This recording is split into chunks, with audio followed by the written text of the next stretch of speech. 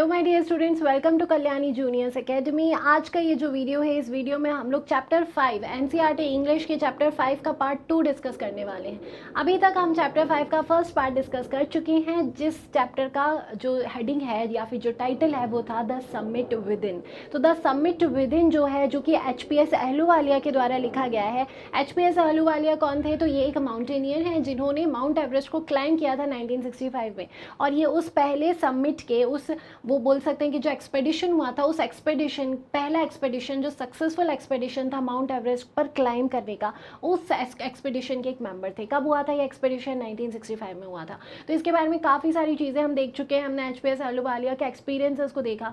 आज जो है वो पार्ट 2 है और उन्हीं एक्सपीरियंसेस को हम लोग आगे बढ़ा रहे हैं। तो चैप्टर 5 क्लास 8 एनसीईआरटी का चैप्टर 5 चल रहा है, आपको ये ध्यान रखना है। स्टार्ट करते हैं। लिखा हुआ है the physical conquest of a mountain is only one part of the achievement. आगे एचपीएस अहलूवालिया बोल रहे हैं कि ये जो माउंटेन है, इस माउंटेन का फिजिकल कंक्वेस्ट करना, कंक्वेस्ट मतलब फतह करना, तो फिजिकली इस माउंटेन को फतह करना इस अचीवमेंट का एक छोटा सा पार्ट है। अचीवमेंट मतलब सबमिट पर जो पहुंच गए, जो पीक पर पहुंच गए, उसका एक छोटा सा पार्ट है।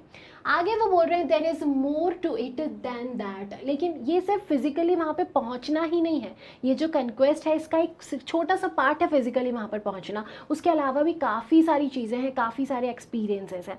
It is followed by a sense of fulfilment. आगे बोलते हैं mister HPS Ahluwalia, it is followed by a sense of fulfilment. ये जो एक्सपीरियंस है वहाँ तक पहुँचने का, ये एक सेल्फ सेटिस्फैक्शन से भरा हुआ है। आप फिजिकली तो पहुँचे हैं, आप मन से भी उसको फतह कर चुके हैं। तो काफ़ी सारे एक्सपीरियंसेस आ रहे हैं, उसके बाद काफ़ी सारे इमोशन से भर गए एचपीएस अहलूवालिया।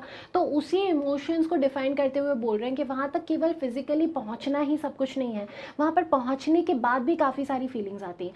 सबसे पहले क्या आता है? एक सेंस ऑफ फुलफिलमेंट आता है। उसके बाद वो बोल रहे हैं there is the satisfaction of a deep urge to rise above one's surroundings. बोला जा रहा है वंस सराउंडिंग्स मतलब जहाँ पर हम रहते हैं उससे हम ऊपर की तरफ आए हैं, तो उसका एक डीप सेटिस्फैक्शन रहता है। इसके बाद बोला जा रहा है it is the eternal love for adventure in man.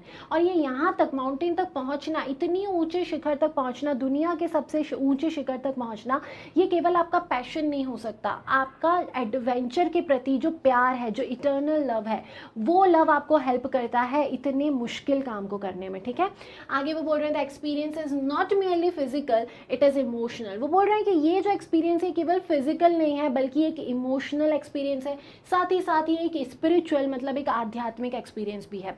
किस तरीके से इमोशनल है ये तो आप स्टार्टिंग से देख रहे हैं, किस तरीके से ये एक आध्यात्मिक फीलिंग है या फिर एक एक्सपीरियंस है, वो हम आगे अभी देखेंगे, तो आपको और डिटेल में समझ में आएगा। आगे चलते हैं, आगे क्या लिखा है मिस्टर एचपीएस अहलूवालिया ने। उन्होंने बोला consider a typical climb towards the summit on the last Heights. आप कंसिडर कीजिए या फिर आप सोच के देखिए एक बहुत मुश्किल क्लाइंब को, जब आप आपकी समिट के आखिरी छोर पर होते हैं। समिट मतलब पीक, तो जैसे मान लीजिए ये माउंटेन का पीक है, अब आप यहाँ पर पहुँच चुके हैं और ये जो रास्ता है ये बहुत मुश्किल है, और आप यहाँ से भी बहुत मुश्किल रास्ता तय कर आए हैं, सफ़र को तय कर आए हैं। तो वहाँ पर एचपीएस अहलूवालिया ने बोला कि आप सोच के देखिए कि आप यहाँ तक आ चुके हैं, बहुत टिपिकल क्लाइंब का ये लास्ट हाइट्स है। उसके बाद वो बोल रहे हैं you are sharing a rope with another climber. बोला जा रहा है कि अकेला माउंट एवरेस्ट कोई नहीं क्लाइंब करता, उनके साथ बहुत सारे क्लाइंबर होते हैं। तो आप क्या कर रहे हैं? एक रोप शेयर कर रहे हैं दूसरे क्लाइंबर के साथ। यू फर्म इन मतलब आपने उसको मजबूती से पकड़ रखा है। फर्म इन मतलब आप अडिग हैं, आप इमोशनली भी अडिग हैं, साथ ही साथ आप फिजिकली भी उस समय अडिग हैं, आप छोड़ नहीं रहे हैं उस रोप को। आगे बोला ही cuts the steps in the hard ice. आपके आगे कौन चल रहा है? वो जो आपका साथ वाला क्लाइंबर है वो आगे जा रहा है। बोला जा रहा है cuts the steps in the hard ice. पूरा आइस ही आइस है हर जगह, तो जो हार्ड आइस है उसमें वो स्टेप्स को जमाता हुआ आगे बढ़ रहा है। आगे बोल रहे हैं वो then he belays and you inch your way up. उसके बाद वो बिले करता है और आप थोड़ा सा आगे बढ़ते हैं, 1 इंच आगे बढ़ते हैं। बिले का मतलब क्या है? फिक्सेस ए रोप। तो माउंटेन को क्लाइंब करने में रोप को साथ साथ में फिक्स करते जाया जाता है और साथ ही साथ उस रोप के सहारे चढ़ा जाता है। आप सीधा ऐसे नहीं चढ़ सकते क्योंकि वो प्लेन नहीं है, वो माउंटेन है। तो वो क्या बोल रहा है कि वो जो आपके साथ वाला क्लाइंबर है उसने क्या किया, उसने रोप को फिक्स किया और आप 1 इंच थोड़ा सा ऊपर की तरफ बढ़ते हैं। The inch is grim. जो इंच है वो काफ़ी ग्रिम है, मतलब आप बोल सकते हैं हिलती डुलती हुई या फिर शेकी टाइप की जो क्लाइंब है वो है। You strain every nerve as you take every step. आप मतलब बोला जा रहा है कि नसों तक आपकी टेंशन भरा होता है, मतलब अंदर तक आप टेंस्ड हैं, आप स्ट्रेस्ड हैं जैसे जैसे आप आगे बढ़ते जा रहे हैं। Famous climbers have left records of the help given by others. Famous climbers के बारे में बोल रहे हैं एचपीएस अहलूवालिया कि फेमस क्लाइंबर्स ये बात बोलते हैं कि उनको काफ़ी सारी हेल्प मिली उनके साथ के जो क्लाइंबर्स थे उन क्लाइंबर्स के साथ। They have also recorded how they needed just that help. इसके साथ ही साथ क्लाइंबर्स ये बात भी बोलते हैं, उन्होंने ये भी अपने रिकॉर्ड्स में लिखा कि उस हेल्प की, जो हेल्प उन्हें अपने साथी क्लाइंबर्स की मिलती है, उस हेल्प की कितनी ज़्यादा ज़रूरत होती है। Else they might have given up, अगर उन्हें वो हेल्प नहीं मिली होती तो शायद वो लोगों ने गिव अप कर दिया होता, मतलब हार मान ली होती।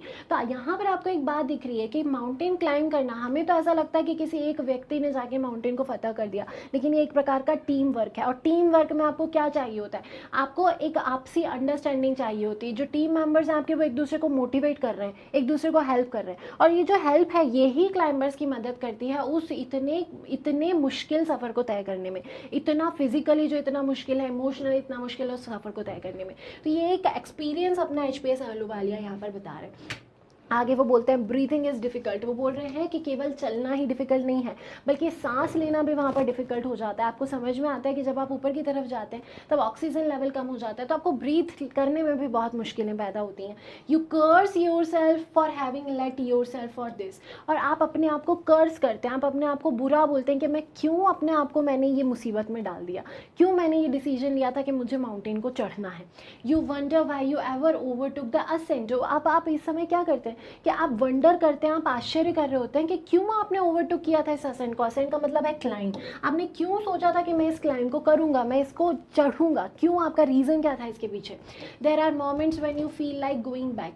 कई बार ऐसे मोमेंट्स आते हैं कि आपको ऐसा लगता है कि अब हमें वापस चले जाना चाहिए। आप यहाँ पर देख रहे हैं, देखिए इतना मुश्किल सा रास्ता दिख रहा है, ये क्लाइंबर जो है वो क्या कर रहा है, वो ऐसे रोप से बिले करता जा रहा है रोप को आगे, और उसके सहारे वो आगे बढ़ता जा रहा है। सांस लेने में भी प्रॉब्लम हो रही है, इतनी परेशानी आ रही है कि एचपीएस अहलूवालिया बोल रहे हैं कि बार बार आपके दिमाग में ये बात आती है कि हम वापस चले जाते हैं।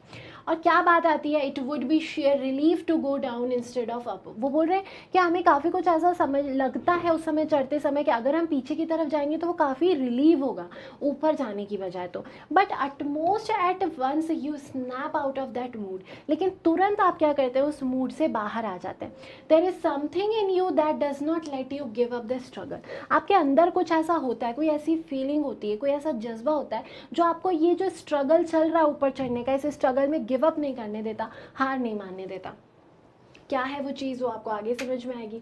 एंड यू गो ऑन, और आप धीरे धीरे आगे बढ़ते जाते हैं। आगे उन्होंने बोला your companion keeps up with you. आपका जो कंपेनियन है वो आपसे के साथ कीप अप करता है, मतलब वो भी साथ साथ में बढ़ता जा रहा है, तो वो आपको कहीं ना कहीं इंस्पायर भी करता है। जस्ट अनदर 50 फीट, जो आपका कंपेनियन है वो बोलता है कि बस थोड़ी सी दूर और बची है, बस जस्ट अनदर 50 फीट है, या फिर कुछ 100 फीट हमें और चलना है, यही बोला जा रहा है। और 100 may be. You ask your self, आप अपने आप से पूछते हैं इज देयर नो एंड। आपके दिमाग में आता है कि क्या ये कभी ख़त्म ही नहीं होगा, ये सफ़र कितनी ऊंची माउंटेन है।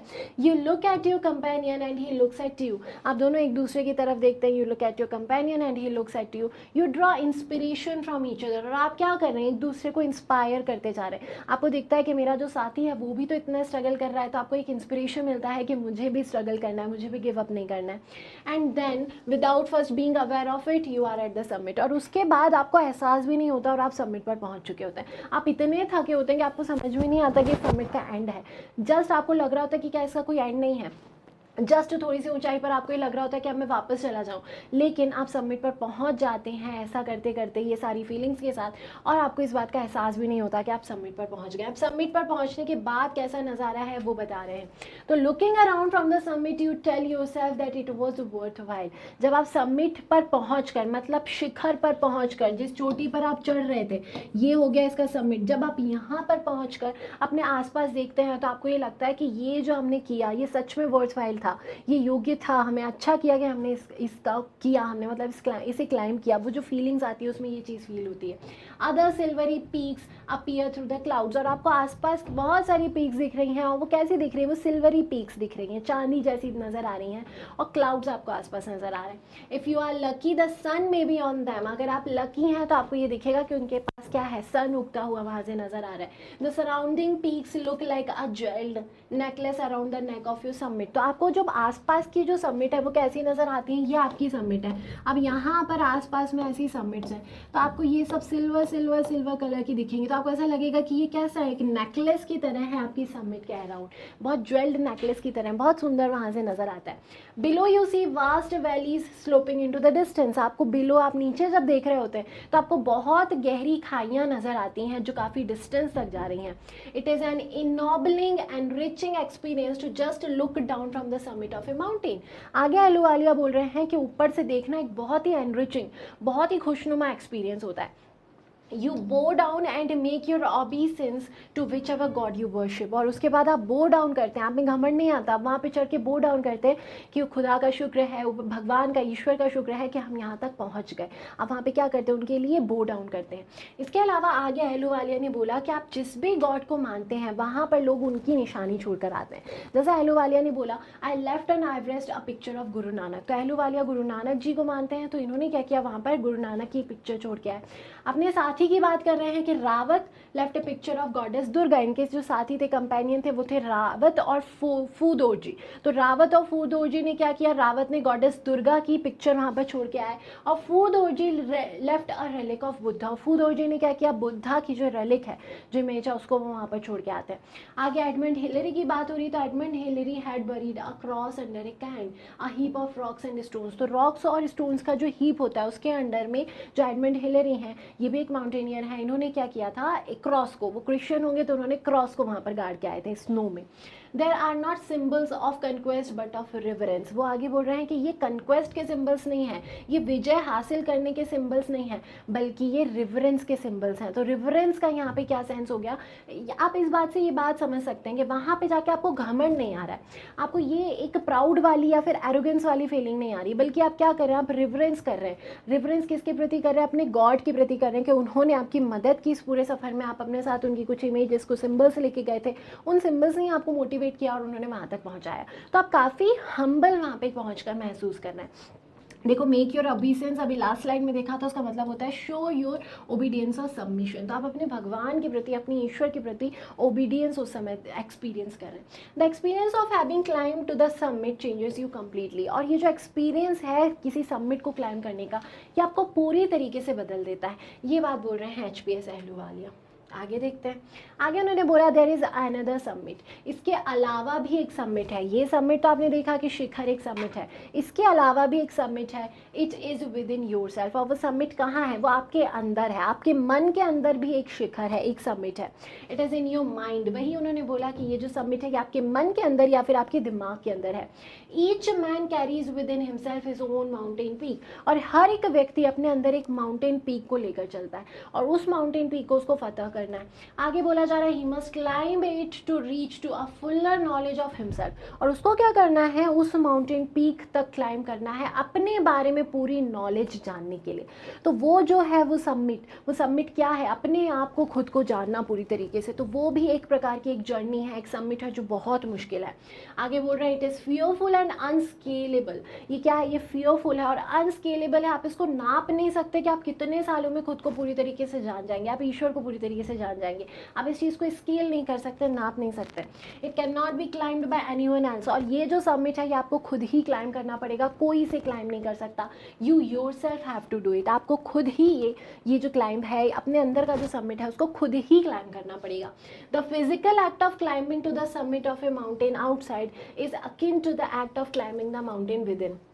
आगे अहलूवालिया बोल रहे हैं कि ये जो फिजिकल एक्ट हमने किया, बाहर जो माउंटेन दिख रहा है, उस माउंटेन या उस समिट को क्लाइम करने का, वो काफ़ी कुछ अकिन है, काफ़ी कुछ एक जैसा है उस समिट के, जो आपके अंदर जो समिट है उसको क्लाइम करने के, तो काफ़ी कुछ मिलता जुलता है। ठीक है, यहाँ पर आप इमेजेस देख सकते हैं, the author and Phudoji on the summit of Mount Everest. तो आपको ऑथर और फूदोजी दिख रहे हैं, ये दोनों कंपेनियंस हुआ करते थे, इनके अलावा रावत भी इनके कंपेनियन थे, इनकी आपको इमेज यहाँ पर दी हुई है। आगे देखिए क्या बोला है हमारे ऑथर ने, आगे उन्होंने बोला the effects of both the climbs are same, वो बोल रहे हैं कि दोनों क्लाइम्स का जो इफेक्ट है वो एक ही जैसा होता है। मतलब आप बाहर के समिट को क्लाइम कर रहे हैं तब भी आप में एरोगेंस नहीं आ रहा है, आप में रिवरेंस आ रही है, आप सबमिट हो रहे हैं अपने गॉड के प्रति। और जब आप अंदर के समिट को भी क्लाइम कर लेंगे ना, तो जो घमंड है, जो प्राउड है, वो सब कहीं का कहीं धरा रह जाएगा और आप बहुत ज़्यादा विनम्र फील करेंगे। मतलब आप बोलते हैं ना कि लोग जितना ऊपर बढ़ते जाते हैं वो उतने पोलाइट होते जाते हैं, तो वही पोलाइटनेस को, वही हम्बलनेस को आप अचीव करते हैं। Whether the mountain you climb is physical और emotional and spiritual, the climb will certainly change you. बोल रहे हैं कि चाहे आप फिजिकल क्लाइंब करें, किसी माउंटेन को क्लाइंब करें, या अपने अंदर के इमोशनल या स्पिरिचुअल माउंटेन को क्लाइंब करें, दोनों ही आपको बहुत हद तक चेंज कर देते हैं, बदल देते हैं। It teaches you much about the world and about your self, और ये दोनों ही आपको बहुत कुछ वर्ल्ड के बारे में भी सिखाते हैं, खुद के बारे में भी सिखाते हैं, लोगों के साथ डील करना भी सिखाते हैं, काफ़ी सारी चीज़ें सिखाते हैं। और ये दोनों ही जो समिट्स हैं ये आपको अंदर से बदल देते हैं। I venture to think that my experience as an Everester has provided me with the inspiration to face life's ordeals resolutely. अब यहाँ पे ऑर्डियल्स रिजोल्यूटली का मतलब क्या है? ऑर्डियल्स का मतलब होता है पेनफुल एक्सपीरियंसेस, तो लाइफ के पेनफुल एक्सपीरियंसेस की बात हुई है। और रिजोल्यूटली का मतलब है विथ डिटर्मिनेशन और फर्मनेस। तो रिजोल्यूटली का मतलब हो गया कि बहुत डिटर्मिनेशन और बहुत अडिगता के साथ अपने पेनफुल एक्सपीरियंस को डील करना। तो अब इसको फिर से समझने क्या लिखा है। I venture to think that my experience as an Everester, बोल रहे हैं कि मैं ये सोचने पर मजबूर हूँ कि मेरा एवरेस्टर की तरह जो एक्सपीरियंस है उसने मुझे प्रोवाइड किया, has provided me with the inspiration to face life ordeals resolutely. और इसने क्या किया, मुझे प्रोवाइड किया उस इंस्पिरेशन से, जो इंस्पिरेशन ज़रूरी है लाइफ के जो मुश्किल एक्सपीरियंस हैं उनको फर्मनेस के साथ निकालने के लिए। तो क्या बोला जा रहा है यहाँ पर, HPS अहलूवालिया बोल रहे हैं कि हमने जो एवरेस्ट को क्लाइम किया तो उस एवरेस्ट को क्लाइम करने में काफ़ी कुछ स्ट्रगल्स आए और उन स्ट्रगल्स में ये काफ़ी दृढ़ रहे। इनका कई बार ऐसा मन हुआ कि मुझे गिव अप कर देना चाहिए, लेकिन इन्होंने गिव अप नहीं किया। तो वहाँ से उन्हें ये एक्सपीरियंस मिला कि लाइफ जो है, लाइफ भी एक माउंटेन जैसा ही है, एक समिट जैसा ही है, और उसको क्रॉस करने में, उसके समिट तक पहुँचने में आपको काफ़ी सारी परेशानियों का सामना करना पड़ता है, काफ़ी सारे पेनफुल आपके एक्सपीरियंसेस होते हैं। और उन पेनफुल एक्सपीरियंसेस में आपको पीठ दिखा के भागना नहीं है, आपको फर्म रहना है, आपको डिटर्मिनेशन दिखानी है उस पेनफुल एक्सपीरियंसेस में। तो ये बात वो समझाने की कोशिश कर रहे हैं। Climbing the mountain was a worth while experience, वो बोल रहे हैं कि ये जो माउंटेन को क्लाइंब करना था ये फालतू एक्सपीरियंस नहीं था, बल्कि बहुत ही वर्थ वाइल एक्सपीरियंस था। The conquest of the internal summit is equally worth while, और इस माउंटेन को समिट को कंक्वेस्ट करना जितना इंपॉर्टेंट है उतना ही इंपॉर्टेंट है इंटरनल समिट को भी कंक्वेस्ट करना, दोनों बराबर ही इंपॉर्टेंट है। The internal summits are perhaps higher than mountains, और वो आगे बोल रहे हैं कि माउंट एवरेस्ट तो सबसे ऊंचा माउंटेन है, लेकिन हो सकता है कि आपके अंदर का जो समिट है वो उससे भी ज़्यादा हाई हो और उससे भी ज़्यादा मुश्किलों का आपको सामना करना पड़े अपने आप को जानने वाला जो समिट है उस समिट को अचीव करने में, उसको कन्क्वेस्ट करने में। तो ये प्यारी सी स्टोरी थी, ये प्यारा सा एक्सपीरियंस था HPS अहलूवालिया का। HPS अहलूवालिया मेजर हुआ करते थे, तो इन्होंने 1965 का जो एक्सपेडिशन था उस एक्सपेडिशन में, जो सक्सेसफुल एक्सपेडिशन था, पहला सक्सेसफुल एक्सपेडिशन माउंट एवरेस्ट के लिए, उसके एक मेंबर हुआ करते थे। तो इन्होंने बहुत सारी चीज़ें अपने एक्सपीरियंस बताए, क्या ये उस समय फील कर रहे थे, ये सारी चीज़ें बताई आपका चैप्टर 5 में। तो चैप्टर 5 का नाम था the summit with in. Summit with in आप यहाँ से समझ सकते हैं कि टाइटल ये क्यों दिया होगा। ये टाइटल इसलिए दिया हुआ होगा कि जो फिजिकली जिस समिट को अचीव किया उससे वो एक्सपीरियंस शेयर करके आपको समझाना चाह रहे थे कि उसी तरीके से आपके अंदर का जो समिट है उस समिट को आप अचीव करें। जिस तरीके से उनको ऑब्स्टेकल्स आए अपना उस समिट को फिजिकली अचीव करने में, माउंट एवरेस्ट को फिजिकली अचीव करने में जो उनको परेशानियों का सामना करना पड़ा, तो वही परेशानियां इक्विवेलेंट है लाइफ में जो स्ट्रगल्स होते हैं, जो परेशानियां होती हैं। तो हमें कभी भी पीठ दिखा के भागना नहीं है, बल्कि हमें उन्हें फर्मनेस के साथ डील करना है, डिटर्मिनेशन के साथ डील करना, और फिर बुरा समय निकल जाएगा और सबमिशन दिखाना है, अपने गॉड के प्रति डिवोशन दिखाना है। अब हम स्टार्ट करते हैं चैप्टर 5 के कंप्रहेंशन चेक को। तो क्या क्या क्वेश्चंस दिए हैं उनको आपको एग्जाम में आंसर कैसे करना है उसको अब हम लोग देखेंगे। तो पहला जो क्वेश्चन है वो है standing on Everest the writer was. आपको बताना है कि राइटर HPS अहलूवालिया जब एवरेस्ट पर खड़े थे तो उनकी फीलिंग क्या थी। वो ओवरजॉयड थे, वो बहुत ज़्यादा दुखी थे, या फिर वो जुबिलेंट और सैड दोनों थे। तो इसका सही आंसर क्या हो जाएगा, आप थोड़ा सा सोच लीजिए। इसका सही आंसर होगा आपका जुबिलेंट एंड सैड। तो वो बहुत ज़्यादा एक्साइटेड थे और साथ ही साथ वो सैड भी थे। क्यों थे जुबिलेंट और सेड, तो आप देख सकते हैं यहाँ पे the author mention that he had already done the ultimate. Author ने अपना ये कहा, स्टार्टिंग का जो फर्स्ट पार्ट था उसमें ऑथर ने कहा कि मैंने अल्टीमेट को तो अचीव कर लिया है, and there would be nothing higher to climb and all roads would lead down thereafter. तो अल्टीमेट को क्लाइंब करने की एक खुशी तो है, जब आसपास देख रहे हैं तो उन्हें बहुत खुशी हो रही है, लेकिन उनको इस बात का दुख भी है कि अब मुझे दोबारा नीचे जाना पड़ेगा, इससे ऊंचा तो कुछ है ही नहीं क्लाइंब करने के लिए, तो दोबारा नीचे जाना पड़ेगा, और वो जो नीचे जाने का रास्ता है वो भी ऑब्स्टिकल से भरा हुआ है। तो ये जो चीज़ है ये उनको सेट भी कर रही थी, तो जुबिलेंट भी थे ऑथर और साथ ही साथ वो सेट भी थे। सेकंड क्वेश्चन जो है, सेकंड क्वेश्चन आपका ये कह रहा है the emotion that gripped him was one of, जो इमोशन जिसने पकड़ लिया था, बिल्कुल जकड़ लिया था ऑथर को, वो इमोशन क्या था? Victory over hurdles, humility and a sense of smallness, greatness and self importance, या फिर जॉय ऑफ डिस्कवरी। तो इसमें से सही आइटम आपको चूज करना है चारों ऑप्शंस में से, और इसका सही आंसर हो जाएगा ऑप्शन नंबर सेकंड जो है वो है humility and a sense of smallness. तो हमने पढ़ा था पार्ट फर्स्ट में कि जब ऑथर वहाँ पे पहुँच जाते हैं तो उन्हें एरोगेंस नहीं आता, वो बहुत हम्बल महसूस कर रहे हैं। क्यों हम्बल महसूस कर रहे हैं? क्योंकि उन्हें ये चीज़ फील हो रही है कि ईश्वर का बनाया हुआ ये जो इतना बड़ा यूनिवर्स है, उस उतने से यूनिवर्स में मैं एक छोटा सा पार्ट हूँ। तो ये चीज़ उन्हें बहुत विनम्र बना रही थी, बहुत ह्यूमिलिटी बना रही थी, और उन्हें क्या दर्शा रही थी कि आप एक बहुत छोटे से पार्ट हो, इस ब्यूटीफुल क्रिएशन के आप एक बहुत छोटे से पार्ट हो। तो उनको एरोगेंस नहीं आ रहा था, बल्कि humility and a sense of smallness उन्हें आ रहा था। थर्ड जो क्वेश्चन है वो है the summit of the mind refers to, mind का जो सबमिट है उसका क्या मतलब है? आपको अब इसमें बताना है, ऐसा ऑप्शन बताना है जो रिलेवेंट नहीं है, मतलब जो ऑप्शन फॉल्स है आपको ये बताना है। पहला ऑप्शन में लिखा है ग्रेट इंटेलेक्चुअल अचीवमेंट्स, तो ग्रेट इंटेलेक्चुअल अचीवमेंट्स को बोला था क्या submit of the mind? The process of maturing mentally and spiritually, तो मैच्योर होना मेंटली और स्पिरिचुअली, ये है क्या submit of the mind? Overcoming personal ambition for common welfare, तो सबके वेलफेयर के लिए अपना पर्सनल कोई एम्बिशन अचीव करना, ये है क्या सबमिट ऑफ द माइंड? या फिर living in the world of thought and imagination, और पूरे समय इमेजिनेशन के वर्ल्ड में जीते रहना, ये है क्या submit of the mind? Fifth बोला जा रहा है the triumph of mind over worldly pleasure for a noble cause, तो किसी अच्छे नोबल कॉज के लिए माइंड को जीतना वर्ल्डली प्लेजर्स के ऊपर, मतलब सन्यासी हो जाना, ये होता है क्या सबमिट ऑफ द माइंड? या फिर a fuller knowledge of oneself, तो अपने आप की जो फुलर नॉलेज है वो है सबमिट ऑफ द माइंड। तो सबमिट ऑफ द माइंड इनमें से क्या नहीं है आपको ये बताना है। तो स्टार्टिंग के ये जो है फर्स्ट, थर्ड, फोर्थ और फिफ्थ, ये सबमिट ऑफ द माइंड नहीं है। अपने आप को मैच्योर बनाना और स्पिरिचुअली स्ट्रॉन्ग बनाना है सबमिट ऑफ द माइंड, और खुद के बारे में फुल नॉलेज को गेन करना, ये है सबमिट ऑफ द माइंड। तो आपने बार बार देखा था कि आपको क्या करना है, अपने आप को जानना है, तो अपने आप को जानना है वो है सबमिट, और वो जो सबमिट है वो रास्ता बहुत ज़्यादा कठिन है, शायद वो एवरेस्ट से भी ज़्यादा कठिन रास्ता है। तो ये बोला था ऑथर ने, तो ये दोनों रेलिवेंट है, बाकी ये जो आपने चार ऑप्शन देखिए ये रेलिवेंट नहीं है, ये फॉल्स है। फर्स्ट क्वेश्चन अब आगे जाते हैं, तो आ रहा है आंसर द फॉलोइंग क्वेश्चंस। पहला क्वेश्चन है what are the three qualities that played a major role in the author's climb, तो ऑथर का की जो चढ़ाई थी उसमें थ्री क्वालिटीज जिन्होंने मेजर रोल प्ले किया वो क्या थी? देखिए बार बार ऑथर के दिमाग में आ रहा था कि मैं चला जाऊँ, लेकिन वो सहन कर रहे थे उस चीज़ को, जितनी भी परेशानी आ रही थी उनको सहन कर रहे थे। तो ये जो सहन करना है इसको एंड्योरेंस बोलते हैं। तो पहली क्वालिटी तो ये हो गई। दूसरी क्वालिटी वो परसिस्टेंट थे, ऐसा नहीं है कि थोड़े दिन चले और एक महीने के लिए वहाँ पर सो गए, ऐसा नहीं, वो परसिस्टेंटली चढ़ते जा रहे हैं। उसके बाद उनके अंदर की जो विल पावर है, जो इटर्नल लव है एडवेंचर के लिए, वो विल पावर उनको हारने नहीं दे रहा था। तो ये जो तीनों चीज़ें हैं, ये तीनों क्वालिटीज़ ने सबसे मेजर रोल प्ले किया ऑथर के क्लाइंब में, और वो उसको कन्क्वेस्ट कर पाए, इतनी बड़ी माउंटेन को कन्क्वेस्ट कर पाए। सेकंड क्वेश्चन को देखते हैं। सेकंड क्वेश्चन है why is adventure which is risky also pleasurable. आपसे पूछा जा रहा है कि जो एडवेंचर रिस्की होते हैं वो काफ़ी खुशनुमा, काफ़ी प्लेजरेबल क्यों होते हैं, क्यों हमें प्लेजर मिलता है। देखिए although adventure is risky it is pleasurable, तो इस आंसर को आपको कैसे लिखना है, इस आंसर को आप इस तरीके से लिखेंगे।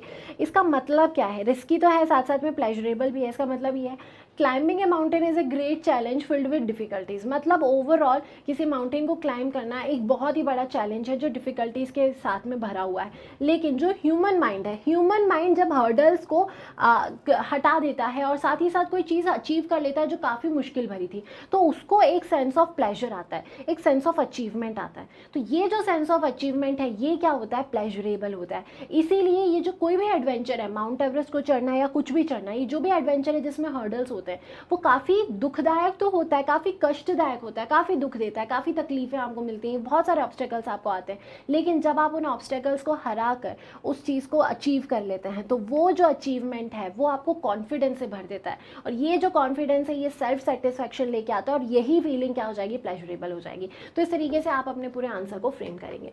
थर्ड क्वेश्चन को देखते हैं। थर्ड क्वेश्चन में बोला है what was it about Mount Everest that the author found irresistible. मतलब माउंट एवरेस्ट में ऐसा क्या था जिसको ऑथर ने बोला कि ये इररेजिस्टिबल है। तो आपने देखा था कि ऑथर ने ये बात बोली थी कि जब मैं माउंट एवरेस्ट या फिर जब मैं माउंटेन से दूर जाता हूँ तो मैं दुखी रहने लग जाता हूँ, मैं अपने आप में खो जाता हूँ, और माउंटेन्स से मुझे एक तरह का लगाव, एक तरह का प्यार है। तो एक्चुअल में जो एवरेस्ट के लिए नहीं, आप बोलेंगे कि एडवेंचर के लिए उनका जो इटर्नल लव था, माउंट एवरेस्ट के लिए जो उनका इटर्नल लव था वो इररेजिस्टिबल था। और ये जो इटर्नल लव है ये स्पेशली माउंट एवरेस्ट के लिए किन क्वालिटीज़ की वजह से था। पहली बात तो उन्होंने बोली कि ये जो माउंट एवरेस्ट है ये एकदम फर्म है, उसके बाद ये परेशानियों से भरा हुआ है, इसमें बहुत सारा चार्म, बहुत सारी ब्यूटी है, और इतना ह्यूज दिखता है, एकदम अडिग दिखता है, हिलता डुलता नहीं है। तो ये सारी चीज़ें इनको बहुत अट्रैक्ट करती थी ऑथर को माउंट एवरेस्ट की तरह। और जब इन्होंने उन हर्डल्स को क्रॉस करके उस सबमिट को अचीव कर लिया तो ये पूरी तरीके से प्लेजर से भर गए, जुबिलेंट हो गए। तो इसीलिए माउंट एवरेस्ट को ये रेजिस्ट नहीं कर पा रहे थे। इनके दिमाग में था कि सबसे ऊंचा है, सबसे ज़्यादा ऑब्स्टेकल से भरा हुआ है, मतलब मुझे इसको अचीव करना है, मुझे इस पर चढ़ना है। नेक्स्ट क्वेश्चन है one does not do it, मतलब climb a high peak for fame alone, what does one do it for really. मतलब ऑथर ने बोला कि कोई भी क्लाइंब करता है जब माउंटेन को या हाई पीक को जब कोई भी क्लाइंब करता है तो वो केवल प्रसिद्धि के लिए, फेम के लिए क्लाइंब नहीं करता, वो किसी और चीज़ के लिए करता है। तो वो जो चीज़ है वो असल में है क्या, किसकी वजह से वो क्लाइंब करेगा। तो देखो आप इस आंसर को ऐसे फ्रेम कर सकते हो, climbing a mountain and reaching its peak successfully requires human endurance, persistence and will power. इन तीनों क्वालिटीज़ की जरूरत होती है। Therefore the experience is not mainly physical, ये जो एक्सपीरियंस है ये फिजिकल एक्सपीरियंस नहीं होता, it is indeed both emotional and spiritual, ये दोनों है, इमोशनल भी है, स्पिरिचुअल भी है। It satisfies a climber's eternal love for adventure that gives one's a sense of fulfilment, satisfaction and a deep urge to rise over and above the surroundings. आप देखो, ध्यान देना, यहाँ पर एक वर्ड आया कि जो इटर्नल लव है एडवेंचर का, ये इटर्नल लव जो एडवेंचर का है वो ही क्या करता है, आखिरी में फुलफिलमेंट की फीलिंग देता है, सेटिस्फेक्शन की फीलिंग देता है। तो इसकी ज़रूरत होती है, केवल प्रसिद्धि के लिए कोई नहीं करेगा। यदि आपको एडवेंचर से बहुत प्यार है तभी आप किसी एवरेस्ट को या किसी पीक को क्लाइंब करने के बारे में सोचेंगे। तो ये इस तरीके से आप इसका आंसर फ्रेम कर सकते हैं। फिफ्थ क्वेश्चन है ही becomes conscious in a special manner of his own smallness in this large universe. बोले, ये ऑथर के वर्ड से, उन्होंने क्या बोला कि कोई भी जब क्लाइंब कर लेता है या समिट तक पहुंच जाता है तो वो कॉन्शियस हो जाता है बहुत अलग तरीके से, और वो ये समझने लगता है कि उसकी स्मॉलनेस कितनी, इतने बड़े यूनिवर्स में। This awareness defines an emotion mention in the first paragraph, which is the emotion. अब बोला जा रहा है कि ये जो लाइन है इसने एक इमोशन को डिफाइन किया, वो इमोशन क्या है, वो इमोशन है ह्यूमिलिटी की इमोशन। आप इसको इसे फ्रेम करोगे, he becomes conscious in a special manner of his own smallness in the large universe. This awareness defines an emotion of humility in a person. तो क्या आ रहा था, जो ऑथर है, ऑथर के मन में उस समय बहुत विनम्र वो हो रहे थे, वो एरोगेंट नहीं थे। तो ये जो विनम्रता का भाव है, ये विनम्रता का भाव ही डिफाइन किया ये जो दोनों लाइन है। फर्स्ट पैराग्राफ में आपको ये लाइन मिली थी, तो ह्यूमिलिटी को डिफाइन किया था इन लाइन्स ने, ठीक है। Sixth question, what were the symbols of reverence left by members of the team on Everest. तो रिवरेंस के कौन से सिंबल्स छोड़ के गए थे ये जो एवरेस्ट की टीम के मेंबर्स है। आपने देखा था कि अहलूवालिया तो गुरु नानक की पिक्चर छोड़ के गए थे। रावत के बारे में आपने देखा कि रावत ने गॉडेस दुर्गा की जो पिक्चर है उसको छोड़ा था। फूदोरजी ने क्या किया था, बुद्धा के रेलिक को छोड़ के आए थे। और एडमंड हिलरी ने क्या किया था, उन्होंने क्रॉस को बरी किया था एक कैन में। कैन का मतलब क्या हो जाएगा, स्नो में जो पत्थर और रॉक वगैरह रहते हैं उनके बीच में उन्होंने किसको गाड़ दिया था, उस सिंबल को गाड़ दिया था, मतलब क्रॉस को गाड़ दिया था। तो ये सारी चीज़ें जो है ये छोड़ के आए थे इनके साथ के जो क्लाइंबर्स थे, वो साथ के क्लाइंबर्स। लास्ट क्वेश्चन जो कि है seventh question, what according to the writer did he experience as an Everester teach him. ये एक्सपीरियंस जो इनका हुआ है माउंट एवरेस्ट को क्लाइंब करने का, उसने क्या सिखाया ऑथर को। तो उसने ऑथर को कहीं ना कहीं ये सिखाया कि माउंट एवरेस्ट को जो क्लाइंब करना है, माउंट एवरेस्ट कहीं ना कहीं हमारी लाइफ के स्ट्रगल से रिलेटेड है। तो जिस तरीके से यहाँ पर माउंट एवरेस्ट को क्लाइंब करने में ऑब्स्टेकल्स आ रहे थे और हम हार नहीं माने थे, वैसे ही लाइफ में, लाइफ का जो सफ़र है, जो जर्नी है, वहाँ पर जब ऑब्स्टेकल्स आते हैं तो हमें उसको हार नहीं मान के के हार मान के पीछे नहीं हटना है, बल्कि हमें अडिग रहना है, हमें डटे रहना है, हमें परसिस्टेंस दिखाना है। तो वो स्ट्रगल्स भी चले जाएंगे और हमें क्या मिलेगा, एक सेल्फ सेटिस्फेक्शन मिलेगा। इसके अलावा ऑथर ने ये बात भी बोली कि ये तो एक बाहर का सबमिट था, हमारे अंदर एक सबमिट है, जो सबमिट क्या बताता है कि आपकी खुद की अपने प्रति क्या नॉलेज है, उस सबमिट को भी आपको क्रॉस करना है। मतलब आपको अपने आप को सबसे पहले जानना है, वो जो नॉलेज है विद इन, वो नॉलेज आपको गेन करना है। तो ये सारे एक्सपीरियंस एवरेस्टर की तरह किसके हुए थे, HPS अहलूवालिया के हुए थे। तो इस तरीके से आप अपने आंसर को फ्रेम कर सकते हैं। देखो यहीं पर लिखा, it encourage him to face the ordeals, मतलब pains of life in a determined manner. It taught him that the conquest of internal submit is also equally important. मतलब बाहर के सबमिट जितना इंपॉर्टेंट इंटरनल सबमिट भी है। He realized that it will give him a better and fuller knowledge about himself, which no one else other than him can scale to meet his true self. और ये भी बोला गया author के द्वारा कि ये जो अंदर का सबमिट है, इस अंदर के सबमिट को आपके लिए कोई नहीं चढ़ सकता, उसे आपको ही चढ़ना है। मतलब आपको ही उसे क्लाइम करना है। मतलब ओवरऑल आपको क्या करना है, ओवरऑल आपको अपनी लाइफ में ये जानना है कि आप स्वयं क्या हो, अपने आप का नॉलेज आपको पता होना चाहिए। तो ये स्टोरी थी, बहुत ही डीप मैसेज और बहुत ही डीप मीनिंग के साथ ये स्टोरी थी। जो स्टोरी एक ट्रू एक्सपीरियंस के बेस पर थी, ट्रू एक्सपीरियंस था मेजर HPS अहलूवालिया का। So I hope you enjoyed the session. Thank you and take care.